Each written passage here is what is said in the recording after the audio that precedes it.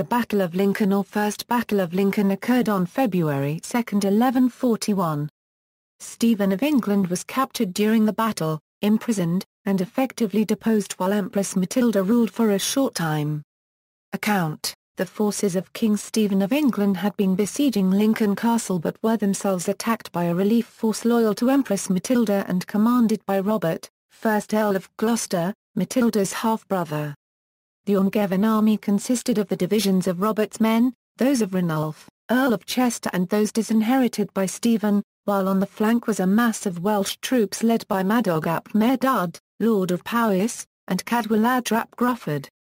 Cadwallad was the brother of Owain, Prince of Gwynedd, but Owain did not support any side in the anarchy. Stephen unregistered trademark S force included William of Ypres, Simon of Senlis, Gilbert of Hertford, William of Aumale, Alan of Richmond and Hugh Bigod, but was markedly short of cavalry. As soon as the battle was joined, the majority of the leading magnates fled the king.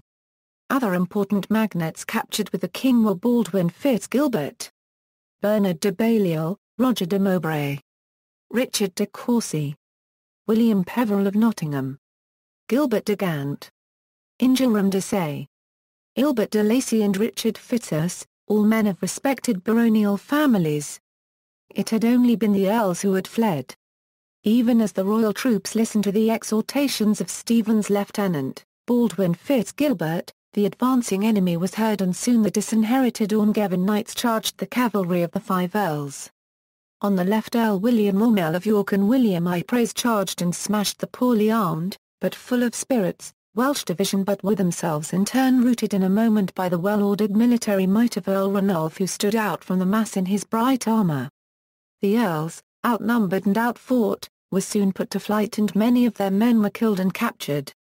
King Stephen and his knights were rapidly surrounded by the Angevin force. Then might you have seen a dreadful aspect of battle, on every quarter around the king's troop fire flashing from the meeting of swords and helmets, a dreadful crash, a terrific clamour, at which the hills re-echoed, the city walls resounded. With horses spurred on, they charged the king's troop, slew some, wounded others, and dragging some away, made them prisoners. No rest, no breathing time was granted them, except in the quarter where stood that most valiant king, as the foe dreaded the incomparable force of his blows. The Earl of Chester, on perceiving this, envying the king his glory, rushed upon him with all the weight of his armed men. Then was seen the might of the king, equal to a thunderbolt, slaying some with his immense battle-axe, and striking others down. Then arose the shouts afresh, all rushing against him and him against all. At length, through the number of the blows, the king's battle-axe was broken asunder. Instantly, with his right hand, drawing his sword, well worthy of a king, he marvellously waged the combat, until the sword as well was broken asunder. On seeing this, William Cahaines, that is William de Caines, a most powerful knight, rushed upon the king, and seizing him by the helmet, cried with a loud voice, "Hither, all of you come hither. I have taken the king." The rest of his division fought on with no hope of escape until all were killed or had surrendered. Baldwin Fitzrichard and Richard Fitzurse, having received many wounds, and, by their determined resistance, having gained immortal honour, were taken prisoner. After fierce fighting in the city's streets, Stephen's forces were defeated. Stephen himself was captured and taken to Bristol, where he was imprisoned. He was subsequently exchanged for Robert of Gloucester, who was captured in the rout of Winchester the following September, that ended Matilda's brief ascendancy in the wars with Stephen. Incidental information.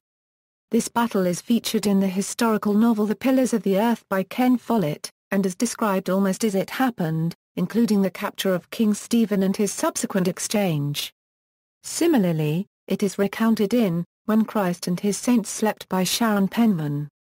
The Battle of Lincoln is also an important plot element in Dead Man's Ransom, a novel in the Brother Cadfael series by Edith Pargeter.